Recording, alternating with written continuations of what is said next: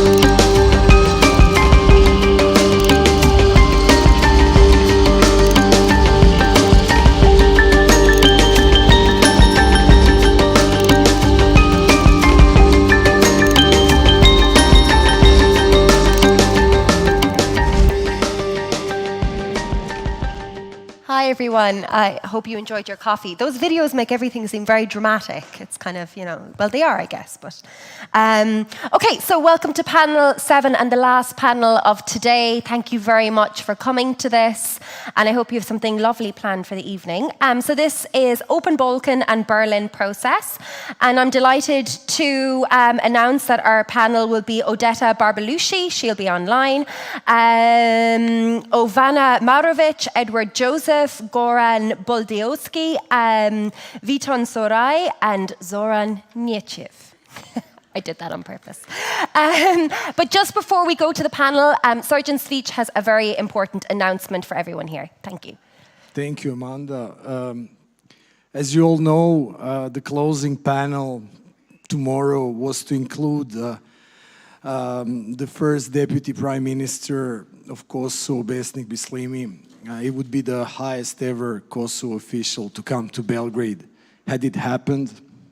But unfortunately, Mr. Bislimi and his delegation, although they sent an official request to the Serbian side about the visit last week, and the visit was approved, including the participation at this conference, the delegation entered Serbia at 1 p.m. today, and they were stopped about an hour away from Belgrade, and they were ordered to go back to Kosovo.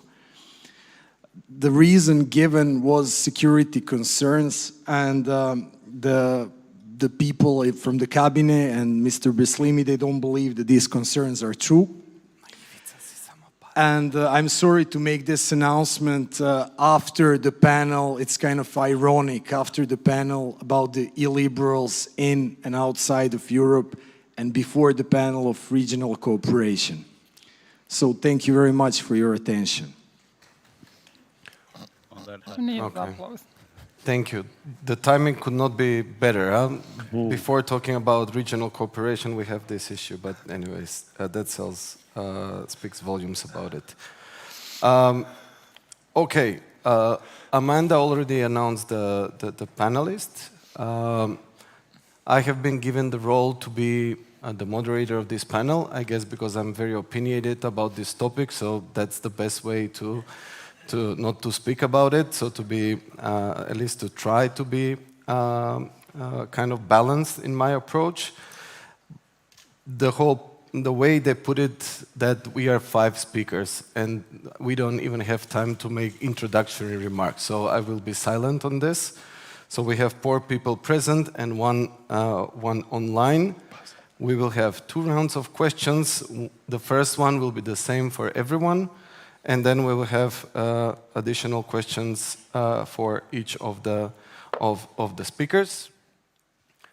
Obviously, how it looks like with all the movement before the Berlin summit on November 3rd in Berlin, we can somehow announce that the Germans are back in town. Hopefully, all these administrative moments will be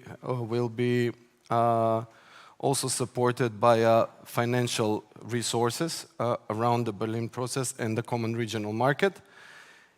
In the same time as we are seeing that the whole political narrative around the Open Balkans has been rooted quite deeply, especially in this sense, in this state, that we have learned that in the other room just next to us, we have the Balkan Sommelier Challenge, which is somehow ironically called Open Balkans 2022.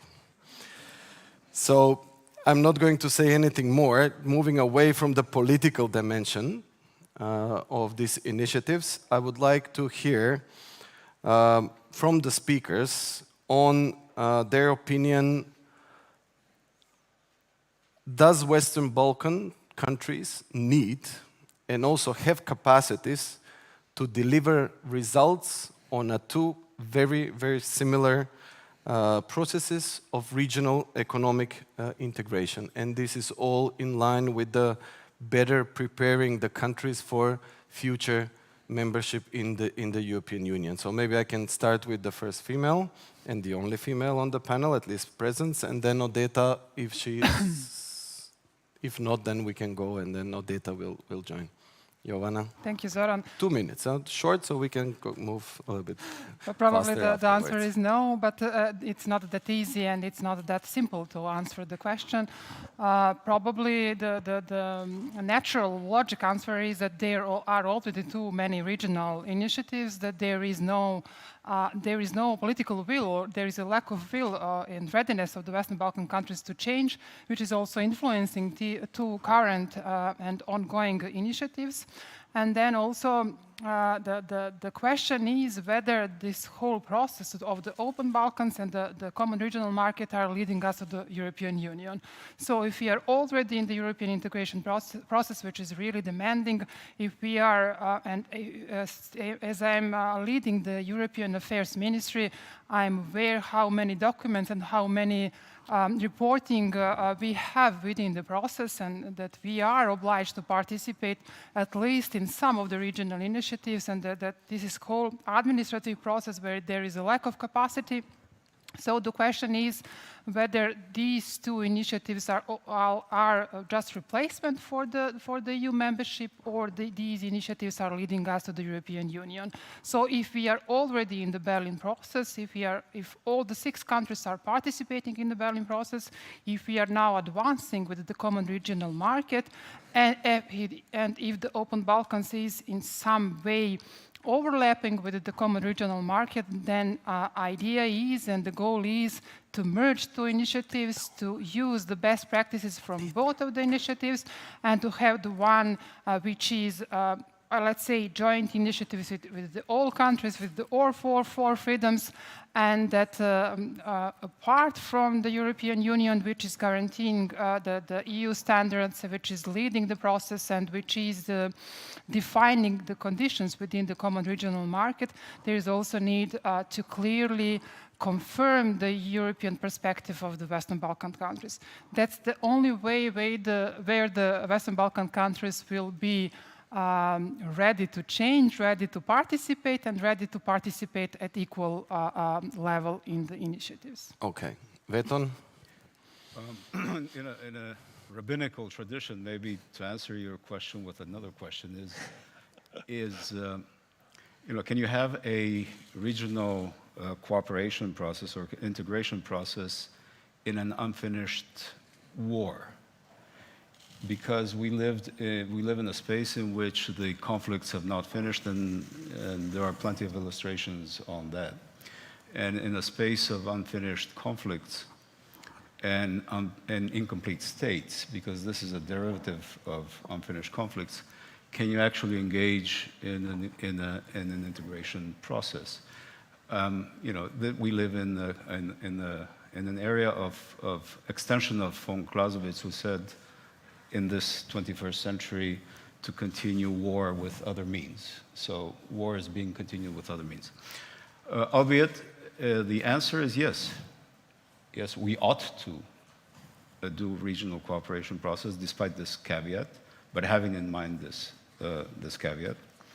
And the second caveat, which is lacking, is that all the previous integration processes, successful integration processes, in Europe happened under a united security umbrella, and that's NATO. And so the question here is, how do we transform this? How do we transform this integration process so as to create a security umbrella? And these are two, I think, preconditions to understand the present stage. Now, the challenge is not whether one or the other, whether Berlin process or Open Balkans, but actually how to synergize, how to use the energy that has been invested in both of these processes and put them together. And let me give you a simple example. I mean, nobody can go on disputing, we can go on conceptually disputing why is it good to have 6 and not 3. And this is an endless dispute. And why the Open Balkans does not fulfill this or that. But that cannot impede the 3 countries who are willing to integrate further on and to work on integration to do it.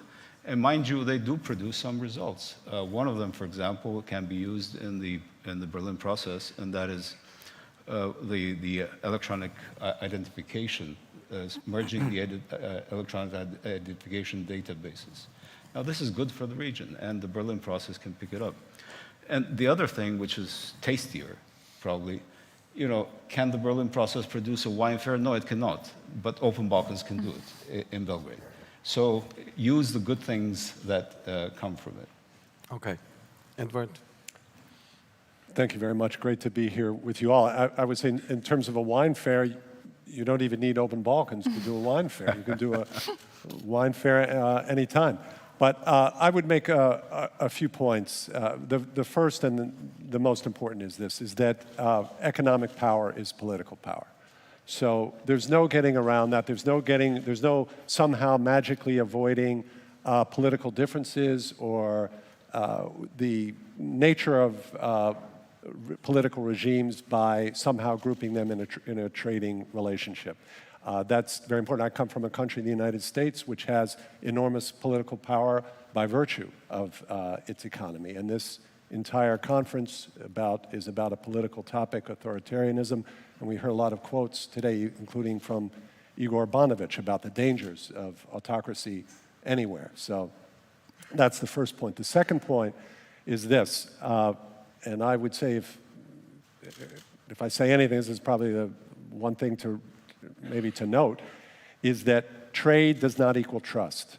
So the fact that countries trade with each other, that seems to be sort of the underlying philosophy behind a lot of this, is that, and particularly Open Balkans, is that trade equals trust. So these political differences, we'll ameliorate them by grouping people together, and rising tide will lift all boats and things will be happy, but that's not the case.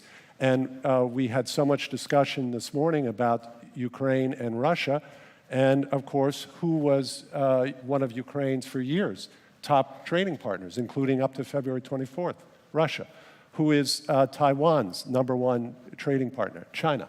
So what counts is the character of the regime, and then we come to the question, are the Western Balkans 6, are they democracies? Or is one of them, the largest one, not? And I would just close here, Zoran, and say this, it's particularly a concern. It would be a concern if Serbia were the smallest country and it were an autocracy, but it's not. It's the largest of the economies. So you have imbalanced economies. It's about, Jovana will know better, but it's about, by GDP, 14 times the size its economy than Montenegro. It's about twice the size of Albania and North Macedonia, its two Open Balkans partners put together. And then plus you have imbalanced trade relationships. Serbia is the only country of the Western Balkans 6 that runs a surplus throughout the region. And Montenegro and Kosovo run enormous deficits. And so there's just simply no getting around the political implications of trade. And that's why Berlin process is the superior one, because it brings the countries together in, Vetan was talking about an umbrella, in a supervening umbrella. The European Union, and this will be my last point, is just to remind everyone that the European Union itself wasn't built on trust. It was built on mistrust. It was the origin of the European Union was fear of German economic power that produced the European coal and steel community. It was distrust, the mistrust of German economic power, creating political problems that created the supervening authority that we know today as the European Union. Thank you. Great, thank you. Goran, you live in a country that thought that creating dependency with Russia will resolve some of the issues. On the 24th of February, somehow this changed, but what is your perception on... Look, living in Berlin, I'm really glad that Ed went through all this economic data, so I don't need to cover, but Germans are learning firsthand that the model of economic development equals democratic development is untrue. Case closed. To answer on your question, one needs a structure or a process that delivers, and also that delivers within a different context. And I think both have pluses and minuses.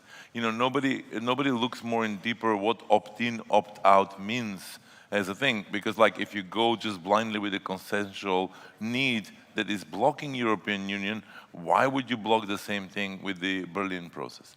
But I would like to use the 60 seconds left for something else. And that's, where are we going? Nobody asked this question. The previous panel really struggled with the authoritarians.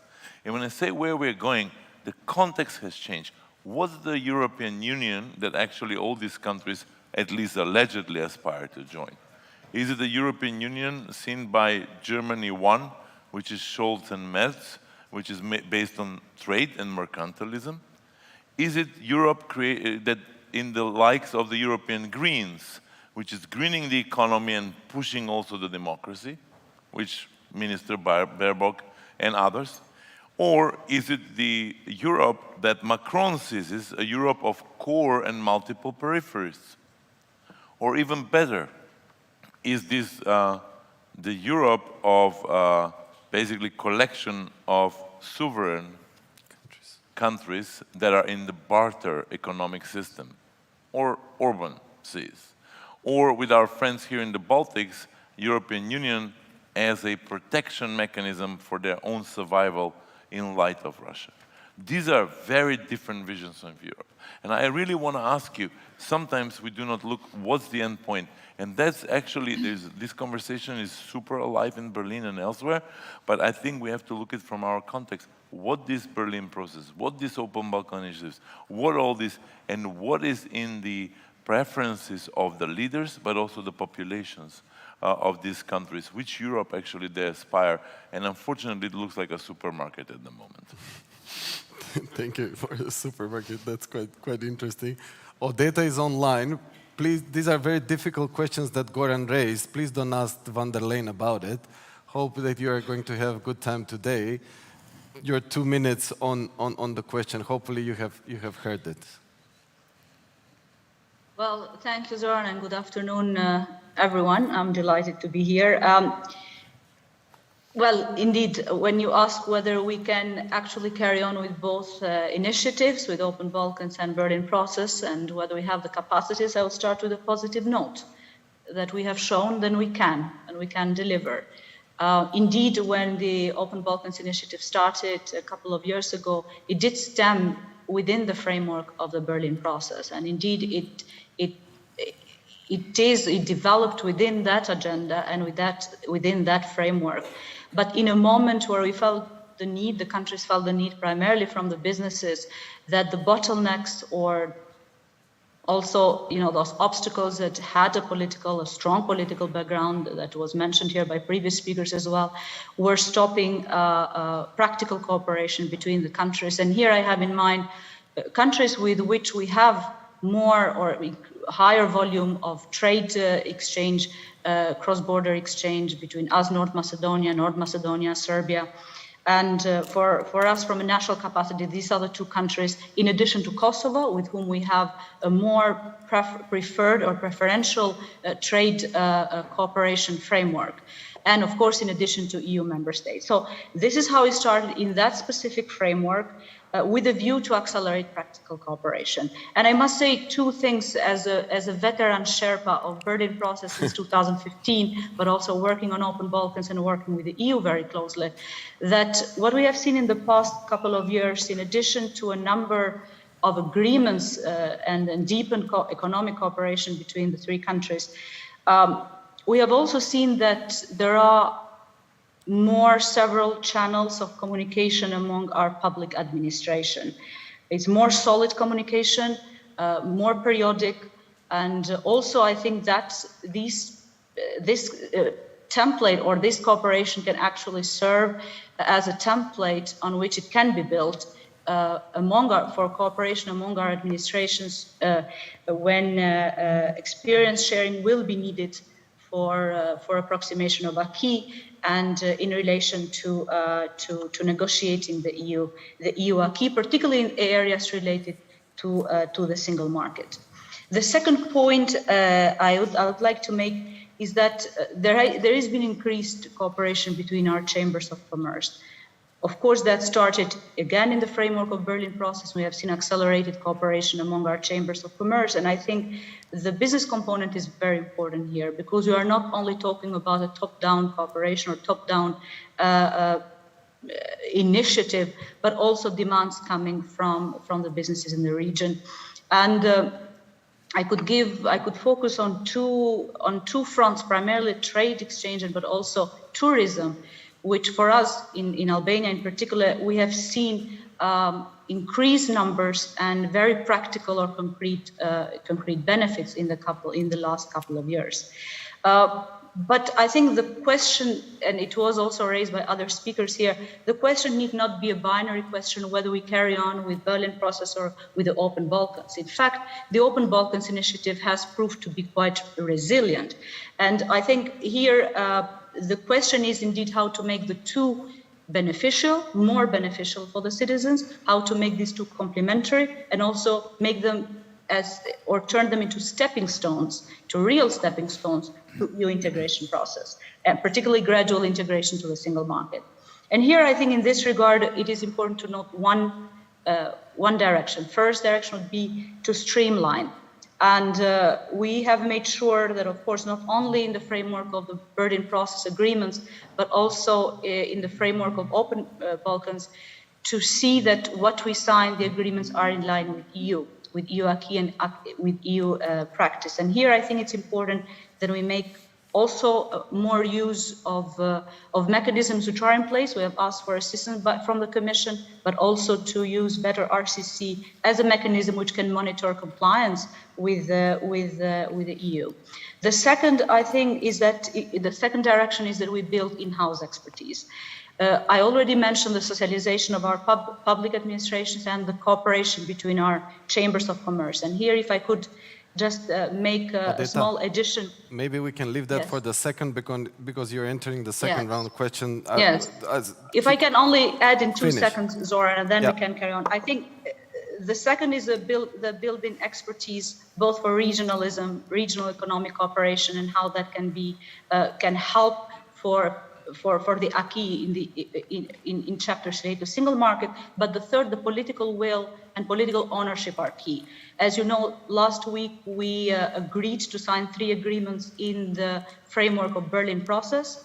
It has been indeed a long time, or 2 years. We have lost a lot of time, I think, in terms of cooperation.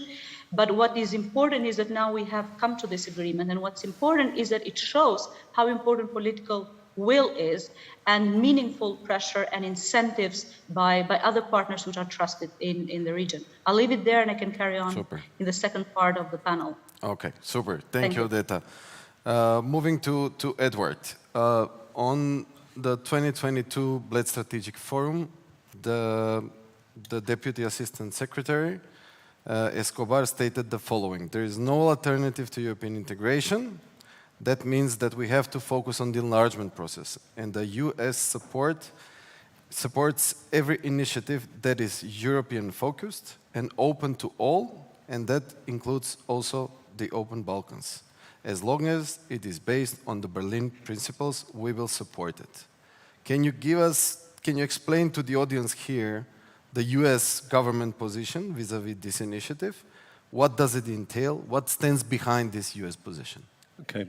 So you have slightly more time, so we will have around 4 minutes to answer this question. This is Zoran. I'll try to be brief. First, I have to state the obvious caveat. I'm not a U.S. official, so the best. How do you understand? The best people to ask is, of course, U.S. officials on that. But I followed, and I even reached out to the State Department, and their basic position is that they support participation in Open Balkans as long as it's open to all. Including Kosovo, that it's complementary and not duplicative of other initiatives like Berlin Process, CEFTA, et cetera, and that they've told Open Balkans reps that they should be more transparent and put some of their points, a la carte points, online. So those are that I'm conveying, my outreach there. With respect to my own understanding of the U.S. position, I think a lot of it has to do with political considerations. And I think we've turned into a disco. We've gone from a wine Siam to Open Balkan disco. Open disco. So anyway, that's exciting.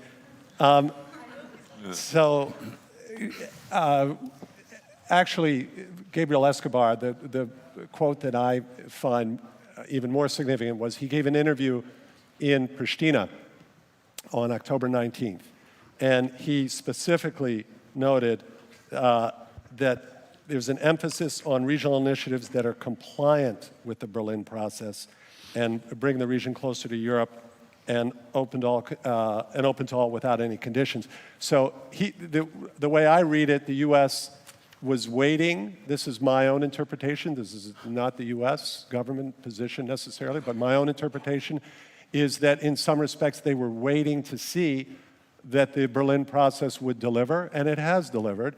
And now that it has delivered, and our previous speaker, our colleague in Tirana just noted these very important 3 agreements, my comment is, why do you need Open Balkans? I know there's the thing to integrate them, but I don't understand the need anymore for Open Balkans. I would use this phrase that came, I think, from a song from The Sound of Music: anything you can do, I can do better.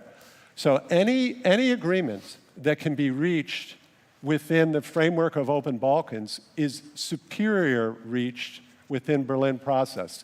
And for a number of reasons, because it's automatically going to be consistent with the European Union, with a focus on advancing through the single market, and because you have the potential for financial support, which you do not have, and there's a host of other reasons. And again, I come back to the fundamental question of trust. Look, Vetan opened and noted that this is a region where the wars have not been finished. Come on, who are we kidding here? When we look at the 3 countries that don't join Open Balkans, is it just random? Is it just 3 political leadership and 3 don't like Open Balkans and 3 happen to like it? There's a pattern. And we know those 3 countries, at least a significant portion in those 3 countries, feel that they're threatened by Serbian nationalism and have issues with Belgrade. And 3 do not, or the other 2 do not. Albania does not, and neither does North Macedonia. Its threats come from a different neighbor named Bulgaria. So these things to me are actually rather straightforward. These are economics is politics, and Berlin process is a benign framework for advancing economics and managing the politics. Thank you. Odeta, back to you. Why Open Balkan is good for Albania? What are the economic benefits out of it? And why, as one of the 3 participating countries, you think this process is good for the region? Yes, well, I did mention some areas in which we have seen clear benefits. I mean, in the span of some 9 months, just over a year, we have a number of agreements, and I think in some critical areas, like, let's say, in the veterinary or phytosanitary certificates, in the agro-business, in the exchange of agro products. And because of that agreement, I think that is one of the key sort of pieces of cooperation between the 3. We are now able to export some products to North Macedonia, which we couldn't before. And that is something to prove that for our farmers matters a lot. I think the second area I mentioned, in general, the volume of imports and exports with these 2 countries have increased. And I have the numbers here which speak volumes about the benefits of this. The third area I mentioned is tourism. Now, of course, the country has come to the forefront of tourism in Europe, but I think it's also because of deeper cooperation among the 3 that we have seen much higher numbers of tourists coming from Serbia, which has been unusual for us a couple of years ago. These are the economic, I would say, the economic benefits. But also I could mention in some other areas, like,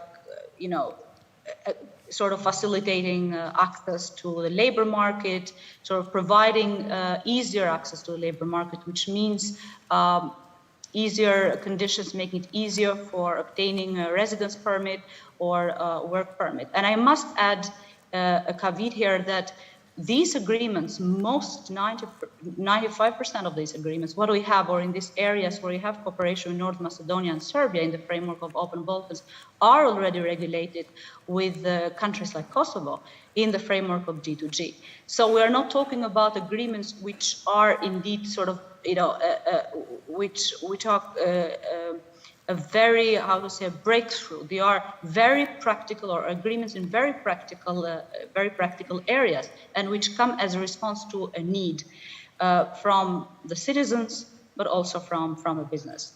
And when you ask sort of citizens or businesses, like how important it is that we have this agreement in place with North Macedonian agricultural products, they wouldn't really care whether it is signed as an agreement of 6 in the framework of Berlin process, or an agreement with North Macedonia and Serbia, as long as it delivers for them.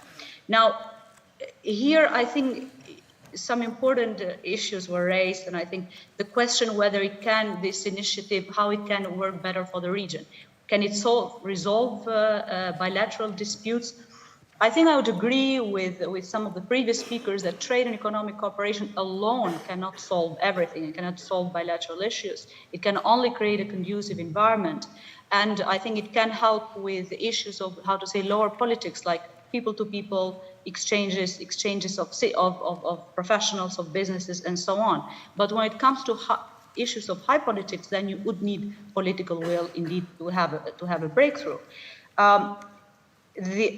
I think one of the ways that the Open Balkans can help as an instrument to accelerate regional cooperation would be that create some positive pressure.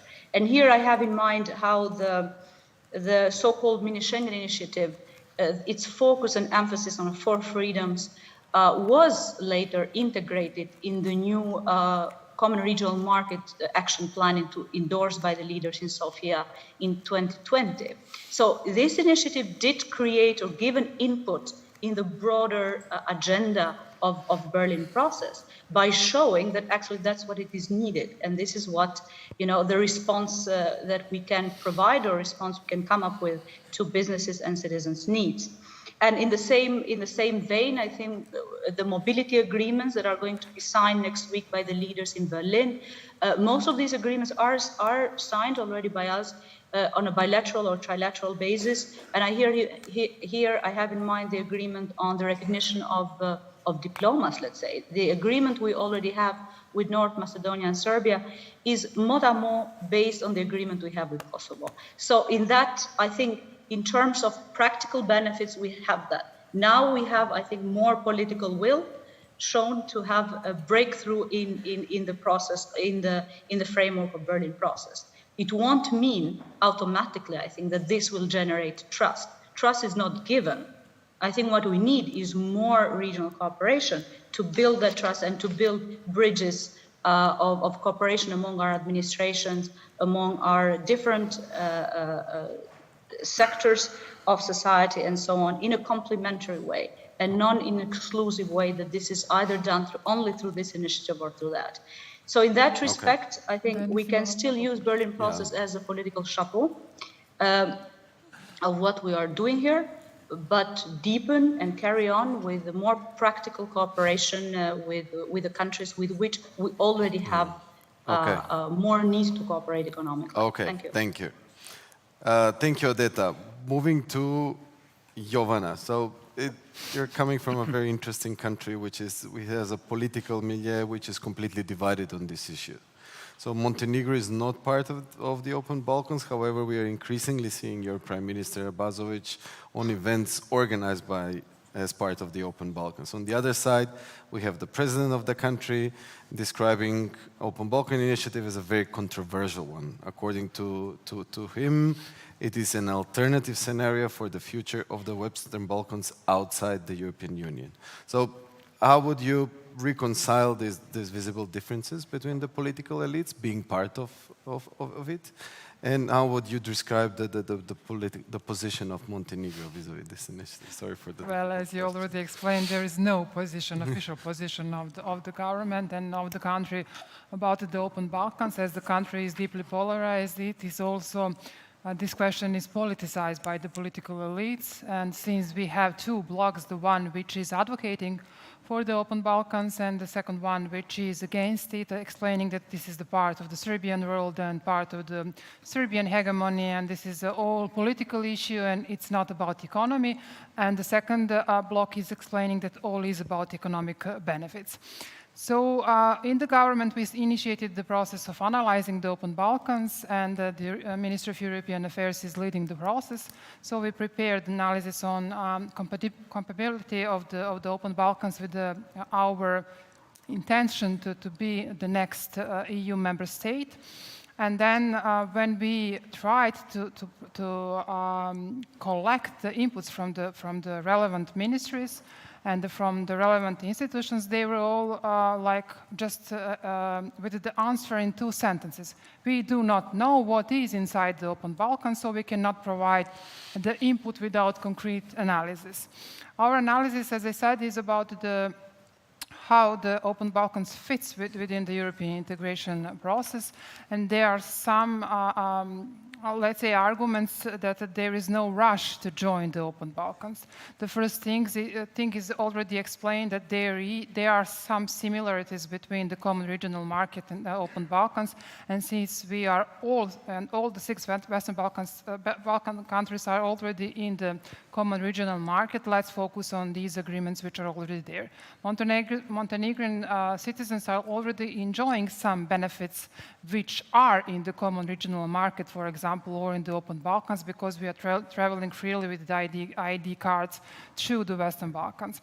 Then about the Open Balkans, there is no mechanism for dispute resolution. There is no framework agreement which is kind of guaranteeing the equal status for all participating countries. There are still no big results from the Open Balkans, and it's still hard to assess what are the economic benefits for the countries which want to join it. And apart from it, as I said, there is common regional market, which is within the Berlin process. We discussed I don't know, from 2014 when the Berlin process started, through a think tank and a community and academia, whether the Western Balkans, whether the Berlin process is a replacement for the EU integration or not. We are still not sure whether this is a stick or carrot for the Western Balkans, and whether there is really a clear European path for the all Western Balkan countries. So having all these in mind, I think that the Western Balkan countries should focus on the Berlin process, and since there are some novelties in the Open Balkans, for example, the agreement on food safety, the Berlin process should integrate, and common regional market should integrate those good practices from the Open Balkans, and to have all 6 countries working together, since you cannot even discuss the regional cooperation when some of the countries are refusing to participate in the Open Balkans. So even I think that there is majority of the parties in the government at the moment for the Open Balkans, but as I said, analysis is showing that there is no rush to join the Open Balkans. Okay. Hopefully there is a rush to join the EU Yeah, we are planning to join in 5 years, so yes. Okay. Moving to Beton, I didn't end President Djukanovic's statement for the Open Balkans, and that was done on purpose, because in his statement he says that the goal of the initiative is the disappearance of certain number of countries, among which Kosovo is being named as one. So my question to you would be, do you feel threatened as a country from increased regional integration? Why Kosovo is skeptical about these initiatives? And how do you personally, so moving away from Kosovo to more to the region, how do you see personally the future of the Berlin process and the guidance provided by the Regional Cooperation Council? Okay, and this will be all of the theological debate. Open Balkans is an open project, and so nobody envisaged, as Jovana said, that this is going to be institutionalized. So whoever wants to pick and choose from the Open Balkans can, and whoever wants to pitch in can. This is my understanding of it. The Berlin process is an institutionalization of integration. And in that sense, Kosovo sees, I think, and I cannot speak on behalf of Kosovo government, but I think I feel where the thinking is.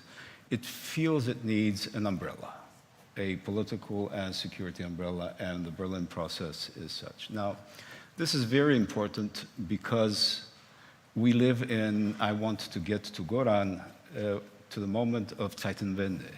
If we are changing directions in our lives, and this war has done so to a great extent, then the response of the region to war, and we who have gone through it, needs to be peace. And so whatever we see is not regional cooperation per se, it's not green lanes, it's not tomatoes from Rauvets getting faster to some other place, but it's actually the capacity of countries to collaborate institutionally so that they establish a permanent peace. And this is the first and most important aim of integration that I see. The second is this whole process needs to be measurable, quantifiable. And therefore, if you have a goal such as the countries of the Western Balkans do or have proclaimed in Sofia, that they will have a common regional market by 2024, then all energies, including the energies of the Open Balkans, needs to go in that direction. So let's have a common regional market by 2024, and let's then measure the energies invested in our countries in that direction, because then that becomes a measuring stick for our capacity of transformation in order to get into EU integration. Now, the Common Regional Market 2024 has, in my opinion, has three dimensions. And one is it becomes quantified not only in terms of our speed towards integration into the European Union, but in quantifying the speed by which we also create our own regional integration. And we create this interface on both sides. The second is we create an interface in EU funding. And I think that this needs to be a way forward. The faster we integrate regionally, the more funding there ought to be. And vice versa, there ought to be more funding for projects that head into common regional market integration. And the third and very important element, which countries that have bilateral disputes feel more, such as Kosovo, is that this is a context for settling bilateral disputes. Now, an easy illustration is ID cards. ID cards were possible between countries themselves, between states. They solved it bilaterally. They were possible in the Open Balkans among 3 countries, but they are possible only in the Western Balkans 6 in the Berlin process. And this is something that will be signed next week. Now, this is an important transformation of strengths, of investment of strengths, of political power, because we see that with the involvement of Germany, as was the case, I mean, we had 16 months of negotiation on ID cards in the Berlin process, and that didn't move. We had 2 or 3 months of very intensive diplomatic effort by the German special envoy, and we got to a positive result. And this means that investing political will from member states or from the European Union, for that matter, can actually move forward. And this is a path, because if we can get into, in Annalena Baerbock's speech last week, she put another issue ahead, which shows vision. And let's discuss next time cybersecurity, because it is attacking Montenegro, it is attacking Albania, it was intended to attack North Macedonia at some point. So this is an issue, and when you deal with security issues such as the 21st century security issues, you're moving ahead in in creating the conditions by which the region needs to understand that it has an identity to protect, because that's what security is about. Super, thank you. Last but not least, we have heard that synergy between these two initiatives will be kind of a pragmatic choice.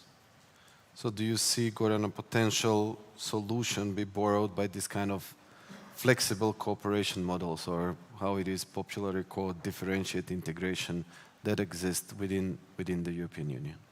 Of course. I mean, we just put a banner, Berlin process for the Open Balkans, and issue is resolved. Open Berlin. Open Berlin can mean many other things. Now, more seriously, look, it's afternoon. One has to, you've been listening to serious stuff all day long. Yes, colleagues really put a lot of nuance into what's there. One thing I have to say, I have to react to two things quickly. Every small kid has to be cautious of the bigger kids on the playground. Macedonia is cautious. And the very prime minister who joined the Open Balkans was the one who was beaten up in the parliament where the chief of Serbian spooks entered it. So, there is certain memory. And that memory we should not forget. And I'm not saying this in favor or against. I just want to say that I would not say that they're not afraid of the big boy on the playground. They have another big boy. Yeah, exactly. Yeah, absolutely. And also that's relative. The big boy then becomes small. Veton, look, in Berlin, I really tried to figure it out, not only semantically what Zeitenwende means, but what really means in terms of politics. Because when you have the time and the change, there are two ways how to interpret this. The time is forcing you to change, or you see the times and you change yourself proactively. And I'm afraid in Berlin it feels like the former rather than the latter. It was the time that changed, and then there's a reaction to that, not because there was a proactive thinking about that.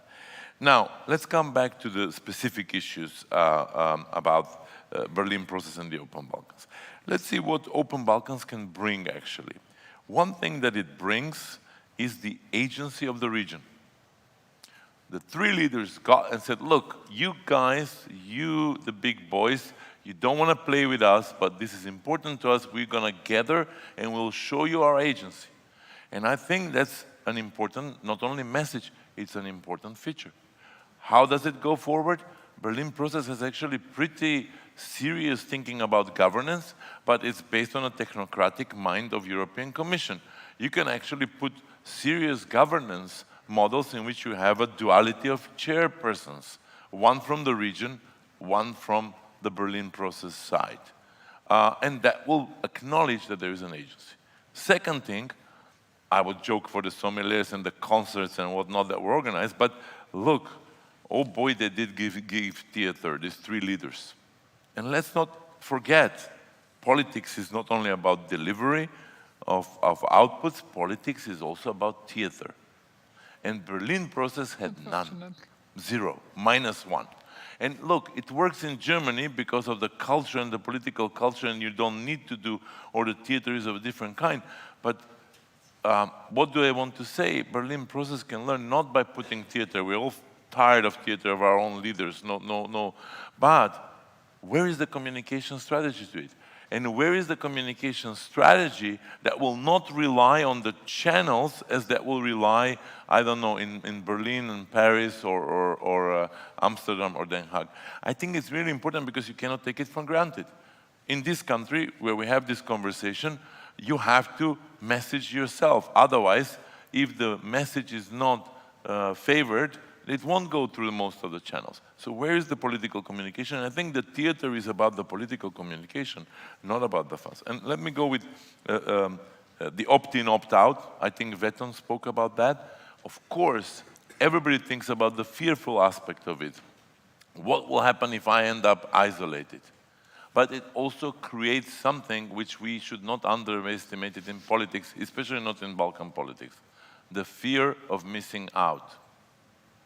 And I think that's also something to be thought through. And last but not least, look at us. We spent almost an hour talking only about the economy.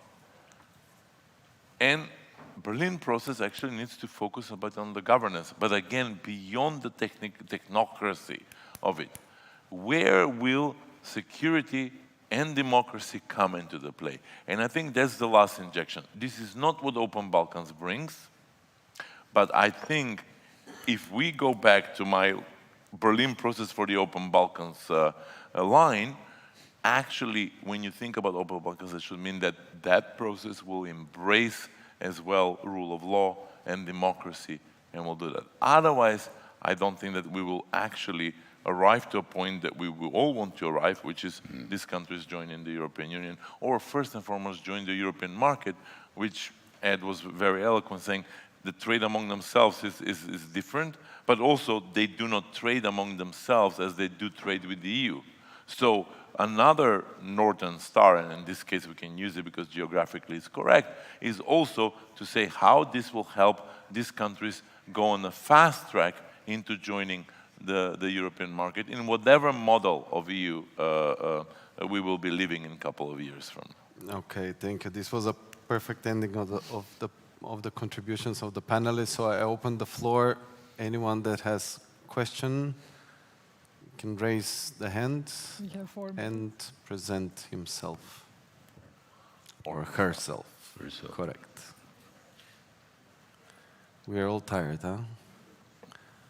Oh, sorry. Una? Yeah, maybe you should also stand up so I can see you. It's not good with the light, but yeah, first Una and then the gentleman in the back, I think. Here.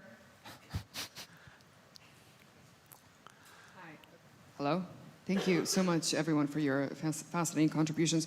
One thing, though, that, and this is a perception amongst journalists like myself and others who cover this process and compared it to other processes in the region, is to what extent has this been exclusively a leader or personality-driven process? Will this fall apart if the government changes in Albania, which is unlikely, but if it does, and or North Macedonia or in other countries that are participating, like to what extent is this actually something that was initially, and please correct me if I'm wrong, but cooked up as a deal between these figures and then expanded onto, yeah.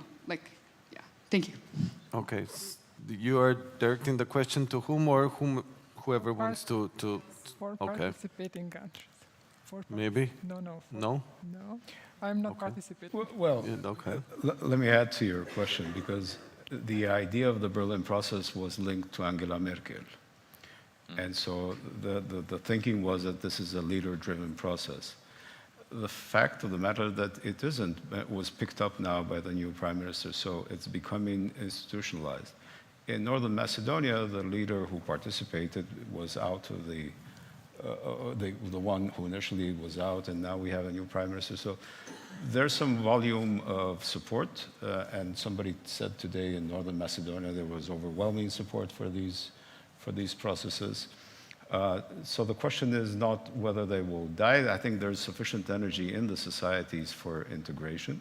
The question is how to streamline those. I just quickly add that I think there's value.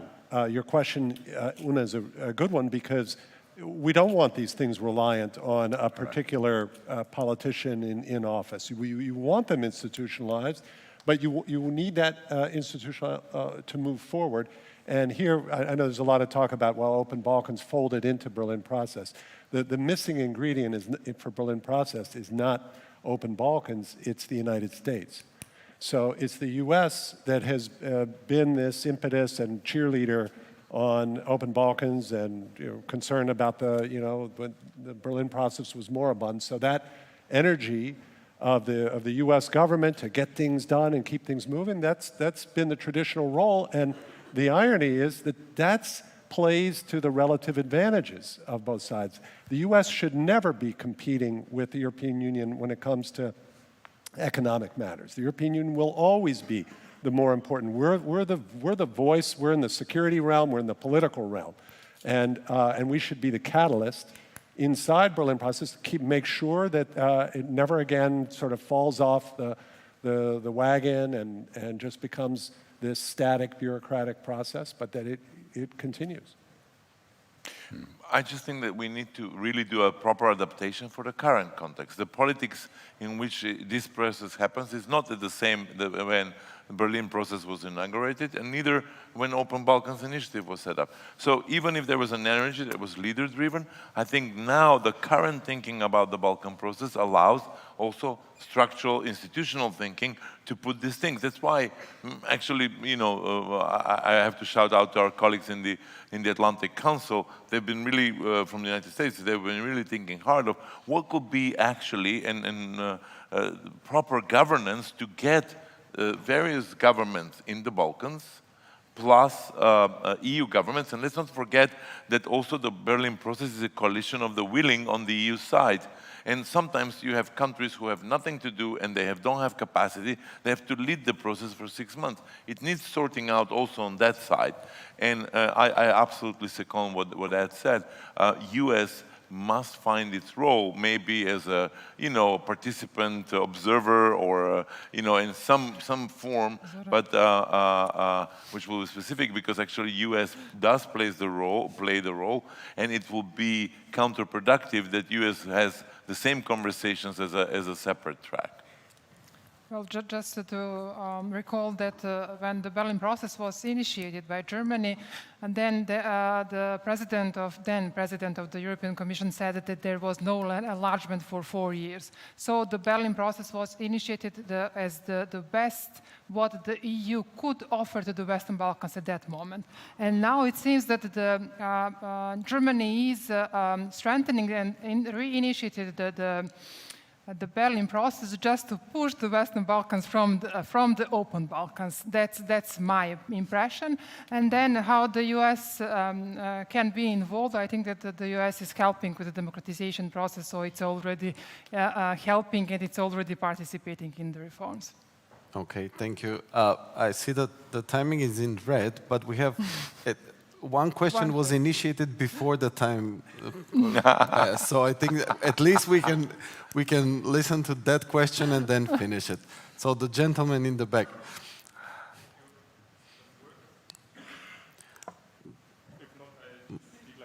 Maybe you can... Hello? Yeah, now it works. Okay. Felix Lust from the Munich Security Conference in Germany.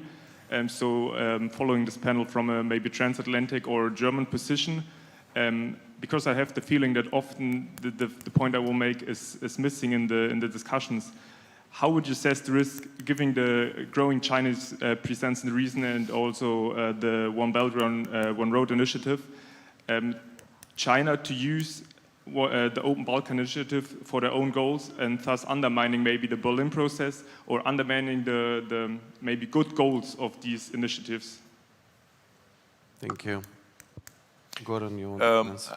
Excellent question, and also really a constant fear in Germany. Not only because of China, but also because when they look at Open Balkans, a lot of people that look at the letter of the law of those agreements say, but where is the EU acquis? And rightfully so, there is a good question to ask. Is this a frame to go to the biggest bidder? And that biggest bidder could be other countries. And I think that's exactly why we need these conversations inside the Berlin process. There's no better thing than to analyze the energy deal between Serbia and Albania. And I really invite you to look at that document. It was signed bilaterally. That was an opt-out by North Macedonia. But it's very interesting to look at that because it provides a platform. But the question is, okay, and then that platform will be used for what exactly? Now, for example, we have the Commission President now in the region talking exactly energy, and will be very interesting whether not only this deal has been discussed, but whether, based on that skeleton, we're getting more meat at what does it mean, and whether that proverbially meat, it could be also vegetables if you're, whether we go into the direction of the EU acquis, because the goal is not to create an isolated market in the Balkans, but actually to join the European Union market. To integrate. Just to quickly add, it's a great question, and it's another reason why you definitely want this process. You want this supranational umbrella under Germany's leadership because that gives Germany an interest and an involvement in this region. It's not just for the six. And this is the opposite of agency. This is where you want Germany, the leading economic power in Europe, involved in the financial and economic developments in the region, and to be aware and hopefully creating opportunities and avenues that countries do not turn to China. So that's, I think it's a great point, and again, one more advantage for that you don't have in the alternative. Okay, I think that before the organizers kick us out and the disco starts, we have to finish here. Join me in a round of applause to our speakers and for the beautiful panel. Thank you, Odeta. Ciao. Ciao. So the disco isn't here, regardless of what the light is trying to do. It's actually going to be downstairs in the form of a special event, to which you're all invited, to speak about Voyin Dmitrievich's pioneering book. So yeah, there will be drinks, there will be discussion. It's downstairs where it was last night. Thank you. Oh, and please be here at 9 a.m. tomorrow if you so choose to come to day 2, and we hope you do. Thank you.